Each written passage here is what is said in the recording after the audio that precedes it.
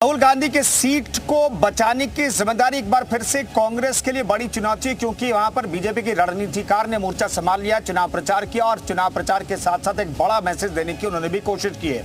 दरअसल चुनावी सभा को संबोधित करने के लिए वो सीधे मनोज पांडे के घर पर पहुंच गए, जो समाजवादी पार्टी के विधायक हैं, बागी विधायक हैं, उनके घर पर पे पहुंचे और दोनों के बीच बंद कमरे में मुलाकात में हुई।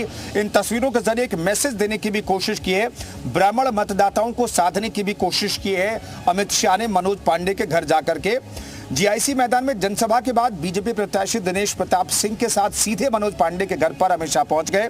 यहां पर उन्होंने चुनाव को लेकर चर्चा की। गृह मंत्री के जाने के बाद बीजेपी में चल रही खेमेबाजी पर भी काफी हद तक विराम लगने की उम्मीद जताई जा रही है। इन सबके बीच मुलाकात के बाद मनोज पांडे ने भी प्रधानमंत्री नरेंद्र मोदी से लेकर के गृह मंत्री अमित शाह की जमकर तारीफ की।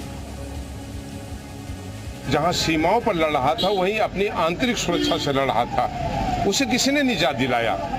भारत में एक अकेले व्यक्ति हैं जो आदरणीय प्रधानमंत्री नरेंद्र मोदी जी के निर्देशन और नेतृत्व में अगर इसको ठीक करने का काम किया तो भारत के गृह मंत्री जी ने किया। आज वो शिष्टाचार भेंट के लिए आज वो हमारे घर पधारे थे।